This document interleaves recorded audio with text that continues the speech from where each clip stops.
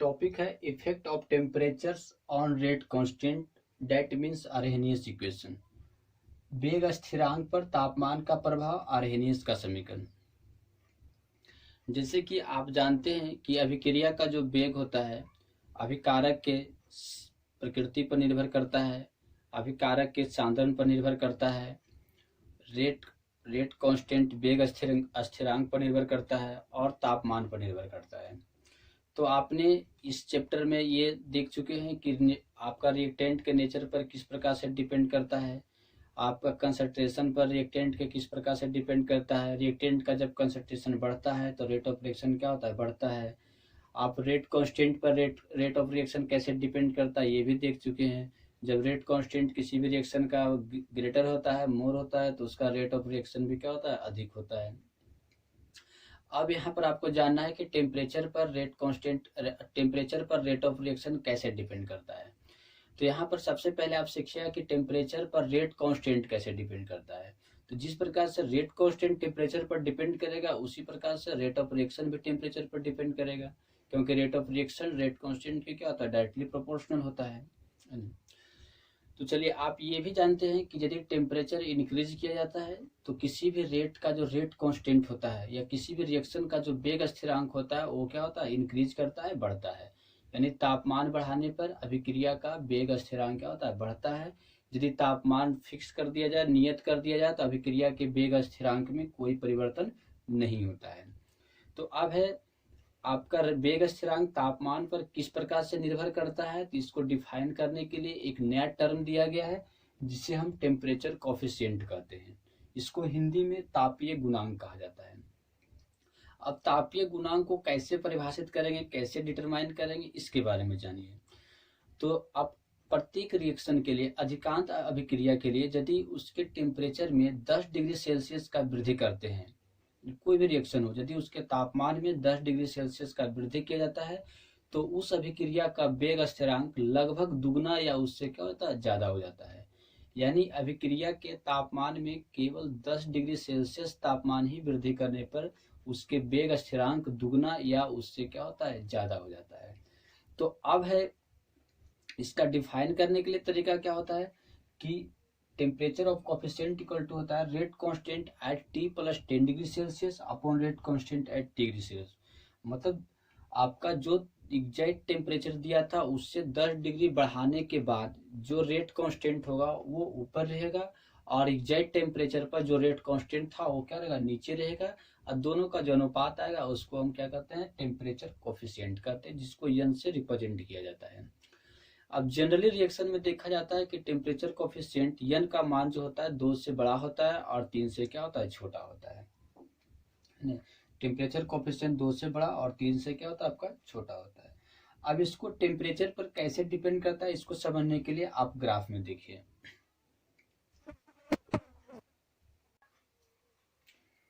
ये जो ग्राफ है आपका मोल ऑफ फ्रैक्शन को काइनेटिक एनर्जी के वर्सेस आपका प्लॉटेड किया गया है। यानी एक्स एक्सिस के अलोंग जो है काइनेटिक एनर्जी है रिएक्टेंट के मॉलिक्यूल का, और बाई एक्सिस के अलोंग क्या मोल ऑफ फ्रैक्शन दिया हुआ है, फ्रैक्शन ऑफ मॉलिक्यूल्स दिया हुआ है। अब इसमें क्या देखते हैं कि काइनेटिक एनर्जी आपका इंक्रीज कराने पर आपका मोल फ्रैक्शन क्या होता है, इंक्रीज कर रहा है। जिससे काइनेटिक एनर्जी रिएक्टेंट का इंक्रीज होता है उसका मोल फ्रैक्शन क्या होता है, इंक्रीज करता है। और ये जो कर्व है, कर्व लाइन है जिसको वक्र रेखा कहते हैं, ये टी पॉइंट पर क्या होता है, आपका बेंड कर जाता है। और टी पॉइंट है यहाँ पर आपका, टी पॉइंट पर यहाँ पर फ्रैक्शन ऑफ मॉलिक्यूल क्या है, मैक्सिमम है। यहाँ पर फ्रैक्शन ऑफ मॉलिक्यूल क्या आपका मैक्सिमम है।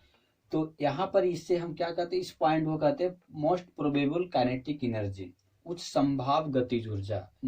मतलब वह अधिक से अधिक काइनेटिक एनर्जी, वह मैक्सिमम पॉसिबल काइनेटिक एनर्जी जिस पर मोल फ्रैक्शन ऑफ मॉलिक्यूल क्या होगा, मैक्सिमम हो। अब है यदि ए को थ्रेशोल्ड एनर्जी मान लेते हैं, यदि ए को क्या मानते हैं, थ्रेशोल्ड एनर्जी मानते हैं, तो ए बी सी डी का जो एरिया होगा वो फ्रैक्शन ऑफ मॉलिक्यूल बताएगा। अब फ्रैक्शन ऑफ मॉलिक्यूल क्या बताता है, बता सकते हैं। फ्रैक्शन ऑफ मॉलिक्यूल बताता है कि रेट कांस्टेंट किस दर से आपका बढ़ा है। देखिए फ्रैक्शन ऑफ मॉलिक्यूल्स, ये आपका जो एन निकलेगा ना, रेट कांस्टेंट एट इतना बटे रेट कांस्टेंट एट इतना। तो फ्रैक्शन ऑफ मॉलिक्यूल यही बताया कि रेट कांस्टेंट की दर से आपका बढ़ रहा है। तो यदि ए को हम थ्रेशोल्ड एनर्जी मान लेते हैं तो ए बी सी डी जो होगा आपका क्या होगा, फ्रैक्शंस ऑफ मॉलिक्यूल होगा, जो थ्रेशोल्ड एनर्जी से क्या आपका ग्रेटर है।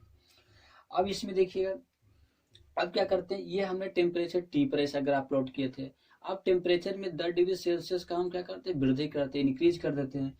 तो जब 10 डिग्री सेल्सियस का इंक्रीज किया जाता है तो आपने यहाँ पर क्या देख रहे हैं कि काइनेटिक एनर्जी लेफ्ट राइट की ओर क्या करता है, आपका शिफ्ट करता है। मोस्ट प्रोबेबल काइनेटिक एनर्जी जो था आपका यहाँ से यहाँ तक राइट की ओर क्या करता है, शिफ्ट कर जाता है। तो आपने क्या समझे कि यदि टेम्परेचर इंक्रीज किया जाता है, यदि टेम्परेचर इंक्रीज किया जाता है यानी बढ़ाया जाता है, तो मोस्ट प्रोबेबल काइनेटिक एनर्जी क्या होता है, बढ़ता है। मोस्ट प्रोबेबल काइनेटिक एनर्जी का आपका बढ़ता है। दूसरी बात आपने क्या सीखी, यदि टेम्परेचर बढ़ाया जाता है, तापमान बढ़ाया जाता है, तो fractions of molecule at the most probable kinetic energy पर क्या होता है, घटता है। यानी उच्च संभाव्य गतिज ऊर्जा पर फ्रैक्शंस ऑफ मॉलिक्यूल, अणुओं का जो आपका फ्रैक्शन होता है वो क्या होता है, घटता है, डिक्रीज करता है।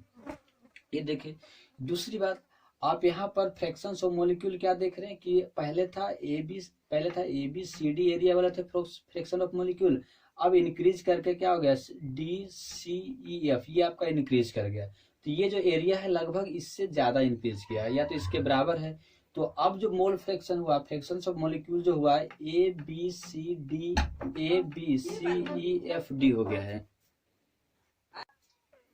तो यहाँ पर फाइनली आपने क्या देखे कि जो अब नेक्स्ट जो मोल ऑफ फ्रैक्शन हो गया आपका A B C D E D, A B C E D F, मतलब टोटल आपका एरिया क्या होगा, मोल ऑफ फ्रैक्शन निकल गया। तो इस प्रकार से यहाँ पर क्या देख रहे हैं कि 10 डिग्री सेल्सियस बढ़ाने पर mole of fraction of molecule क्या होता है, आपका डबल हो जाता है ना, यानी रेट कांस्टेंट क्या होता है, आपका डबल हो जाता है। तो रेट कांस्टेंट डबल होने से रेट ऑफ रिएक्शन भी क्या हो, आपका डबल हो जाएगा, है ना।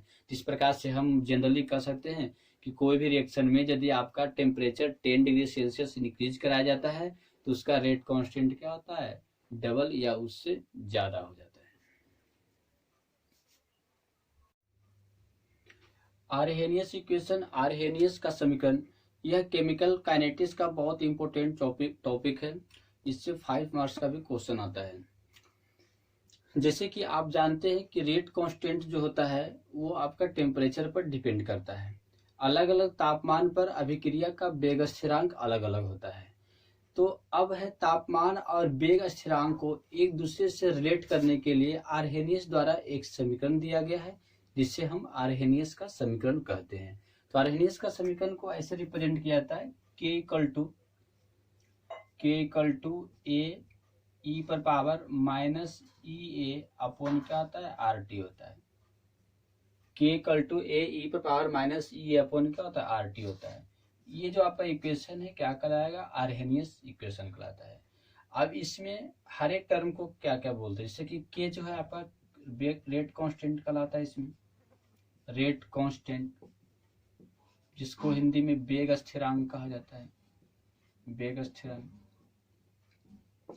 ये जो है आपका फ्रीक्वेंसी फैक्टर होता है, फ्रीक्वेंसी फैक्टर जिसको हिंदी में आपका आवृत्ति गुणांक कहते हैं, आवृत्ति गुणांक। बी आपका ई ए जो है इसको एक्टिवेशन एनर्जी कहा जाता है, एक्टिवेशन एनर्जी होता है, एक्टिवेशन एनर्जी। इसको हिंदी में सक्रियण ऊर्जा कहते हैं, सक्रियण ऊर्जा। इसके बाद आर जो है गैस कांस्टेंट है, गैस कांस्टेंट जिसको हिंदी में गैस स्थिरांक कहते हैं, गैस स्थिरांक। और इसे जो है आपका 8.314 जूल पर केल्विन पर मोल इसका मान होता है, पर केल्विन पर मोल। गैस कांस्टेंट आर का जो मान होता है 8.314 जूल पर केल्विन पर मोल। और टी जो है टेम्परेचर है, टेम्परेचर जिसे हिंदी में तापमान कहते हैं। और ये जो टेम्परेचर होता है किस में होता है, केल्विन में लेना है। किस में लेना है, केल्विन यानी के में, उसको जब भी लेते हैं। तो ये आपका आर्हेनियस इक्वेशन हो गया। तो अब है आर्हेनियस इक्वेशन में आपने क्या समझिए कि रेट कांस्टेंट और टेम्परेचर एक दूसरे को रिलेट करने वाले समीकरण को ही क्या कहते हैं, आर्हेनियस इक्वेशन कहते हैं। अब यहाँ पर जानना है आर्हेनियस इक्वेशन का एक्सप्लेनेशन। या तो आप ये भी कह सकते हैं आर्हेनियस इक्वेशन के बारे में कि यह एक आपका जो है क्वांटिटेटिव इक्वेशन है, मतलब रेट कांस्टेंट और टेम्परेचर एक दूसरे पर तो डिपेंड करता है, लेकिन संख्यात्मक रूप से किस प्रकार से डिपेंड करता है। यानी आपका टेम्परेचर दिया हुआ तो रेट कांस्टेंट कैसे निकलेगा, या रेट कांस्टेंट दिया तो टेम्परेचर क्या होगा। तो इसको कैलकुलेट करने के लिए जो संख्यात्मक समीकरण का उपयोग कर रहे हैं, क्वांटिटेटिव इक्वेशन का जो उपयोग कर रहे हैं, उसी को हम क्या कहते हैं, आर्हेनियस इक्वेशन कहते हैं। तो ये जो इक्वेशन है आपका रेट कांस्टेंट और टेम्परेचर को रिलेट करने के लिए एक क्वांटिटेटिवली आपका रिप्रेजेंटेशन दिया गया है। एक्सप्लेनेशन ऑफ आर्हेनियस इक्वेशन, इसका एक्सप्लेनेशन पड़ेगा। आर्हेनियस इक्वेशन का एक्सप्लेनेशन मतलब इसको इक्वेशन को किस प्रकार से कन्वर्ट किया जाए ताकि इससे आपका न्यूमेरिकल आसानी से बन सके। तो जैसे कि आप जानते हैं आर्हेनियस इक्वेशन क्या होता है जनरली में, k इक्वल टू होता है ए ई पर power minus E A upon क्या होता है आर टी होता है, ये जानते हैं k इक्वल टू। अब हम क्या करते हैं, इसमें दोनों तरफ लॉग लगाते हैं, टेकिंग लॉग बोथ साइड, दोनों तरफ लॉग लगाने पर तो इसमें आपका लॉग कौन सा लगाएगा, नेचुरल लॉग लगाएगा, तो इन के हो जाएगा, और इधर क्या होगा इन ए ई पर power minus E A upon क्या होगा आर टी हो गया। समझ यहाँ पर दोनों तरफ हमने क्या लगा दिया, इन लगा दिया, नेचुरल लॉग लगा दिया, इधर इन के हो गया, इधर इन कितना इतना हो जाएगा, जैसे लिखा होता है उसे। अब लॉग का प्रॉपर्टी आप जानते हैं, इधर तो इन के का इन के रह जाएगा, इधर क्या होगा लॉग का प्रॉपर्टी जानते हैं कि इन ए हो जाएगा और फिर प्लस इन हो जाएगा ई पर power minus E A upon क्या हो जाएगा ई ए अपॉन आर टी हो जाएगा। क्योंकि आप पढ़े थे कि लॉग ए इंटू बी है, तो इसका मतलब क्या होता है लॉग ए प्लस लॉग क्या होता है बी होता है, इस प्रकार से लिखा गया। नेक्स्ट अब क्या होता है इसमें देखिए इन के का के रह गया, इसमें क्या है ई पर पावर जो है वो आपका मल्टीप्लाई में हो जाता है, जो भी पावर होता है, तो इन ए हो गया minus E A upon R T into log क्या होता है ई हो जाएगा। क्योंकि आप प्रॉपर्टी पढ़े थे कि log A to the power X है या तो log X to the power N लिखा हुआ है, तो एन से क्या होता है मल्टीप्लाई होता है और लॉग एक्स लिखाता है। तो ये आपका ई पर पावर सब था तो वो आपका मल्टीप्लाई हो गया, फिर लॉग ई लिखा गया। और लॉग ई का मान क्या होता है, ये भी पढ़े थे लॉग प्रॉपर्टी का, लॉग ई का मान 1 होता है ना, इन ई का मान क्या हो जाएगा 1 हो जाएगा। यहाँ पर इन ई लिखिए, इन ई और इन ई रहेगा, इसका मतलब क्या होता है 1 होता है। तो इम्प्लाई हो गया इन के इक्वल टू हो जाएगा इन ए माइनस ई ए अपन क्या आपका आर टी हो जाएगा। तो इस प्रकार से आपका लॉग के टर्म में क्या आपका कन्वर्ट हो गया है।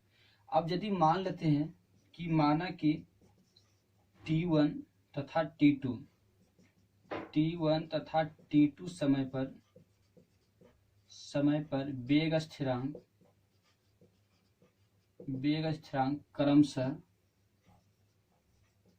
क्रमशः K1 और K2 है, K1 और का है K2 है। यदि ऐसा लेके चलते हैं T1 पर जो आपका रेट कांस्टेंट होगा K1 होगा और T2 पर रेट कांस्टेंट क्या होगा आपका K2 होगा।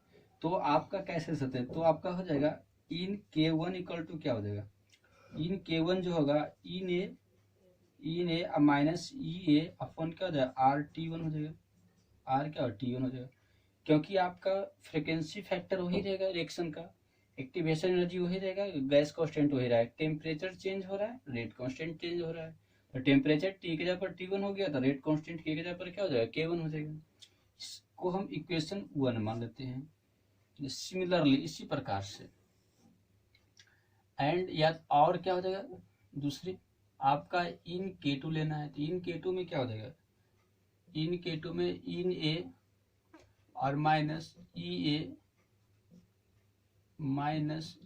ए अब बटे क्या हो जाएगा आर T2 हो जाएगा, आर क्या होगा T2 हो जाएगा। इसको इक्वेशन क्या मान लेते हैं 2 मान लेते हैं। अब यहाँ पर देखिए इक्वेशन 1 और 2 में सब्ट्रैक्ट कर दीजिए, 2 में 1 को, इक्वेशन 2 में क्या करते हैं 1 को घटाते हैं, समीकरण 2 में 1 को घटाने पर, तो 2 में 1 को घटाइएगा तो क्या देखिएगा आपका इन K2 और माइनस इन K1 हो जाएगा इधर लेफ्ट में, 2 में 1 घटाया तो इन K2 अब माइनस कर इन K1 हो जाएगा, पहली बात। दूसरी है अब राइट में घटाना है, तो राइट में घटाने के लिए आप क्या देख रहे हैं, इसमें इन ए है और इसमें भी इन ए है, दोनों प्लस में घटाने पर कैंसिल हो जाएगा, तो इन ए क्या होगा, कैंसिल हो गया। दूसरे नेक्स्ट आप क्या देख रहे हैं, राइट इसमें से इसको घटा रहे हैं तो ये आपका माइनस का माइनस ही रहेगा, ये माइनस माइनस का प्लस हो जाएगा, तो ये प्लस में टर्म हो गया, ये टर्म क्या रहेगा आपका माइनस में रहेगा। ध्यान से देखिए, समीकरण 2 में से 1 को घटा रहे हैं, ये ऊपर रहेगा, ये नीचे रहेगा और घटेगा, तो आपका इन K2 माइनस इन K1 हो गया लेफ्ट में। राइट में क्या होगा, इन ए इसमें प्लस में, इसमें इन ए प्लस में, सेम है तो कट जाएगा घटने पर, ठीक है।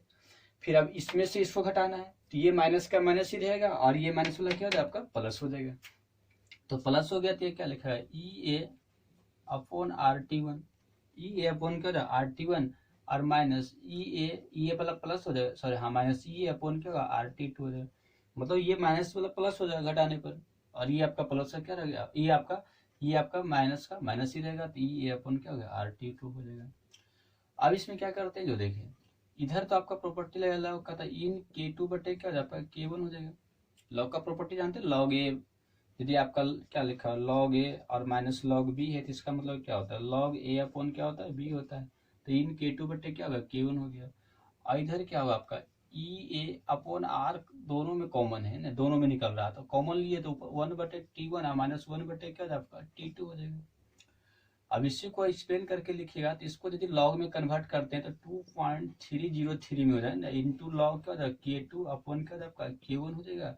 इधर क्या लिखा है ई ए बटे आर हो जाएगा और 1/T1 माइनस 1 क्या लिखा है T2 लिखा है। अब ये मल्टीप्लाई में उधर जाएगा तो आपका बटा में डिवाइड हो जाएगा, तो क्या लिखा लॉग K2 अपॉन K1, इधर हो गया ई ए बटे 2.303 आर और इंटू 1/T1 माइनस 1 क्या होगा आपका T2 हो गया। इसी को आगे सॉल्व करके लिखना है तो इन K2 बटे K1 हो जाएगा, इधर इन K2 बटे K1 और इक्वल टू क्या हो जाएगा ई ए अपॉन 2.303 आर हो जाएगा, और इसको सॉल्व करें तो T2 माइनस T1 अब बटे T1 इंटू क्या आपका T2 हो जाएगा। इस प्रकार से आर्हेनियस इक्वेशन को एक्सप्लेन करके लिखा जाता है। अब इस समीकरण की सहायता से आप क्या क्या फाइंड आउट कर सकते हैं, जैसे कि देखिए यदि आपका दोनों टेम्परेचर पर रेट कांस्टेंट दिया हुआ है, T1 टेम्परेचर पर रेट कांस्टेंट K1 और T2 टेम्परेचर पर रेट कांस्टेंट K2 आपको मालूम है, तो आप एक्टिवेशन एनर्जी आप फाइंड आउट कर सकते हैं।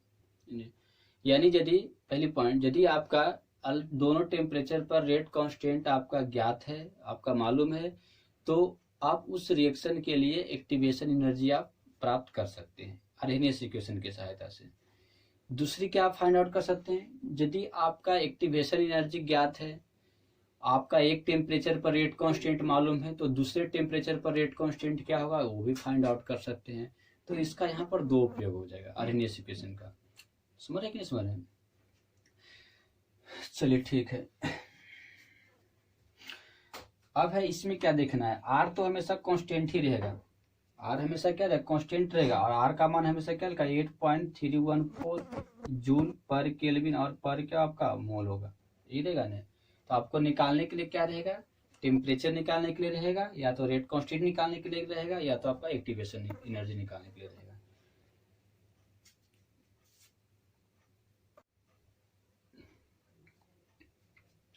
चलिए आर्हेनियस इक्वेशन का ग्राफ क्या होता है इसको जानिए, कैसे खींचा जाता है। तो इसका ग्राफ बहुत सिंपल है। आपने आर्हेनियस इक्वेशन में क्या देखे थे कि इन के जो होता है, इन के जो होगा आपका इन A minus E A upon क्या होता है आर टी होता है, ये हमने निकाले थे दोनों तरफ लॉग लगाने पर। In K equal to in A minus E upon क्या होगा आर टी होता है। चलिए अब इसको लॉग में यदि कन्वर्ट करते हैं तो क्या लिखाएगा आपका 2.303 और लॉग के हो जाएगा, लॉग क्या आपका के हो जाएगा, इधर क्या होगा 2.303 और लॉग क्या हो जाएगा ए हो जाएगा, लॉग ए और माइनस ई ए अपॉन क्या आपका आर टी हो जाएगा। इस प्रकार से लिखाएगा। अब 2.303 को उधर ले जाइएगा तो क्या लिखिएगा लॉग के 2.303 लॉग ए और अपॉन क्या हो जाएगा 2.303 और फिर माइनस ई ए अपॉन ई ए अपन क्या हो जाएगा 2.303 और क्या होगा आर टी हो जाएगा। इस टाइप से लिखा था, ये तो कट गया तो इम्प्लाई हो जाएगा लॉग के जो है लॉग के इक्वल टू क्या हो जाएगा लॉग ए और माइनस ई ए अपॉन 2.30 क्या होगा 303 आर टी हो जाएगा। आप इसको इस प्रकार से रिप्रेजेंट कर सकते हैं लॉग के इक्वल टू होगा माइनस ई ए अपॉन 2.303 और आर हो जाएगा आर इंटू 1/t। इसको ऐसे करके लिख सकते हैं इंटू 1/t हो जाएगा और फिर प्लस ई ने क्या होगा लॉग ए हो जाएगा प्लस फिर लॉग क्या होगा ए। इसको इस प्रकार से भी लिखा जाता है। अब ये जो इक्वेशन देख रहे हैं ये किस फॉर्म में है, यह जो है by equal to M X और प्लस सी के रूप में है। अधिकतर तो ग्राफ इसी में खिंचा रहा है। यह जो है आपका y equal to M x plus सी के रूप में है। तो यहाँ पर जो एम है वो स्लोप होता है, एम क्या स्लोप हो गया और सी क्या आपका कांस्टेंट होता है, एम स्लोप सी कांस्टेंट होता है। तो यहाँ पर स्लोप के जगह पर माइनस सी अपॉन 2.303 आर हो जाएगा एम के जगह पर, और एक्स के जगह पर 1/t हो जाएगा और बाई के जगह पर लॉग ए के हो जाएगा और कांस्टेंट टर्म क्या होगा लॉग ए हो जाएगा। तो यदि इसका ग्राफ खींचना है तो क्या कैसे खींचिएगा इसका ग्राफ है, इसे ग्राफ खींचने में इधर जो रहेगा आपका 1/t रहेगा एक्स के जगह पर, एक्स के जगह पर देखिए एक्स के जगह पर क्या 1/t, तो एक्स एक्सिस के अलोंग जो रहेगा 1/t आपका टी रहेगा इधर, और इधर क्या रहेगा आपका लॉग के रहेगा, बाई एक्सिस के अलोंग क्या रहेगा आपका लॉग के रहेगा। ठीक है यहाँ तक। अब इसमें क्या देख रहे हैं कि ये इसका जो ग्राफ होता है स्ट्रेट लाइन होता है, by equal to m s plus c दिया हुआ इस फॉर्म में दिया हुआ तो ग्राफ इसका क्या होगा आपका स्ट्रेट लाइन होगा। पहली बात ये जानते हैं। दूसरी बात क्या है आपका स्लोप जो है निगेटिव है, यम का मान यहाँ पर क्या निगेटिव है तो आपका स्लोपिंग क्या होगा नीचे की होगा। तो ग्राफ आपका इस टाइप से रहेगा, इस टाइप से रहेगा, स्ट्रेट लाइन रहेगा लेकिन स्लोपिंग क्या आपका नीचे की रहेगा। और यहाँ पर जो पॉइंट होगा ये बाई इंटरसेप्ट है, सी जो है कांस्टेंट है, इसको हम बोलते हैं बाई इंटरसेप्ट, बाई इंटरसेप्ट। ये जो पॉइंट होगा बाई इंटरसेप्ट यानी यहाँ पर आपका इन ए, ये आपका क्या होगा लॉग ए होगा, ये पॉइंट क्या होगा लॉग ए। अब ये पॉइंट यदि लॉग ए हो गया तो इसका स्लोप क्या होगा बता सकते हैं, इस ग्राफ का जो स्लोप होगा यही होगा माइनस ई ए अपॉन 2.003 और आपका क्या हो जाएगा 2.303 आर हो जाएगा। ये आपका इसका स्लोप होगा। तो इस टाइप से इसका ग्राफ खींचेगा। तो जनरली ये ग्राफ यदि आपका ग्राफ लॉग के जगह पर इन लिखा हुआ रहेगा सपोर्टेड, यदि ग्राफ में लॉग नहीं लिखकर इन लिखा रहेगा, इधर इन के रहेगा और इधर 1/t रहेगा, तो इसके लिए स्लोप क्या होगा बता सकते हैं। इसके लिए जो बाई इंटरसेप्ट होगा इन ए होगा, बाई इंटरसेप्ट इन ए होगा और आपका स्लोप जो होगा वो क्या होगा minus E A upon R हो जाएगा। यहाँ से देखिए इससे इस इक्वेशन से आपका समझ यहाँ पर माइनस ई अपॉन क्या रहेगा आर रहेगा स्लोप। यदि इन फॉर्म में नेचुरल लॉ के रूप में रहेगा इन के आर इन ए तो स्लोप पूछेगा, एग्जाम में ऐसा भी आता है ना, ग्राफ दिया रहेगा स्लोप पूछेगा, ऑब्जेक्टिव में रहेगा ऑप्शन। तो यदि इन में रहेगा तो आपका slope minus E upon R होगा, लॉग में रहेगा तो आपका slope minus E upon 2.303 but क्या जाएगा माइनस ई अपॉन 2.303 आर होगा। तो इस प्रकार से इसको ग्राफ खींचा जाता है। तो इस ग्राफ की सहायता से यदि आपका स्लोप ज्ञात है, यदि आपको स्लोप मालूम है तो आप एक्टिवेशन एनर्जी प्राप्त कर सकते हैं। इस ग्राफ से स्लोप मालूम है, आर जानते हैं 8.314 होता है तो आपका एक्टिवेशन एनर्जी पता चल जाएगा।